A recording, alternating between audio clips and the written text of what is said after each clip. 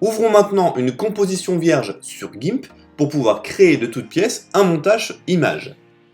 Je vais donc aller chercher d'abord un fond d'image que je vais venir glisser dans ma fenêtre principale. Ce sera notre fond d'image. Je vais cliquer sur conserver et l'image apparaît ici. On se basera sur cette image pour créer notre montage. Je vais ensuite aller chercher deux calques que j'ai préparés, que je vais venir glisser directement dans ma fenêtre des calques. J'ai donc maintenant dans GIMP et dans cette composition nouvelle, un fond d'image et deux nouveaux calques. A noter que ce fond d'image et ces calques sont récupérés sur des sites qui proposent des images libres de droit que je peux modifier et utiliser à ma guise. C'est important et ça fera l'objet d'un cours particulier. A noter également que les calques que j'utilise sont des calques au format PNG, c'est-à-dire que ce sont des calques qui nous permettent de garder la transparence. On l'a vu sur une autre leçon, le fait d'avoir des petits carrés tout autour gris, cela signifie que l'image, par exemple ma vache ici, si j'enlève la voiture, ma vache est entourée de transparence, c'est-à-dire que je n'ai pas besoin de la détourer, d'accord? Donc si j'ai fait le travail de détourer une image, il faut bien penser à l'enregistrer au format PNG pour que cette transparence soit conservée dans le format d'image et que je puisse à nouveau l'utiliser de manière transparente. Je vais donc placer mes calques par-dessus le fond d'image.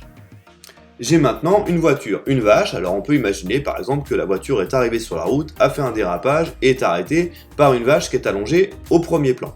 Je vais donc, pour faire en sorte que ce soit à peu près crédible, rendre mon image cohérente avec un redimensionnement et un repositionnement de mes calques.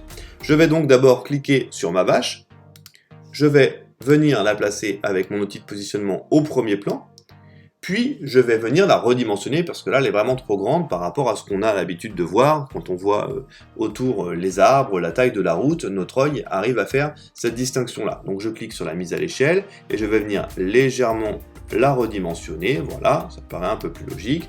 Je clique sur mise à l'échelle et maintenant je viens la repositionner, j'avais dit plutôt sur le côté droit, voilà. Ensuite, je fais de même avec le calque de voiture que je vais venir apporter juste derrière ma vache. Alors vous voyez que là, il est par-dessus la vache, donc il faut juste que je place mon calque derrière le calque de vache. La voiture est vraiment trop petite par rapport à l'image de la vache, je vais donc elle aussi la redimensionner, mais dans l'autre sens, l'agrandir un petit peu. Voilà, mise à l'échelle, et là on a quelque chose d'à peu près cohérent si on vient rebouger un petit peu notre voiture, comme si elle s'était arrêtée en plein milieu de la route, derrière la vache.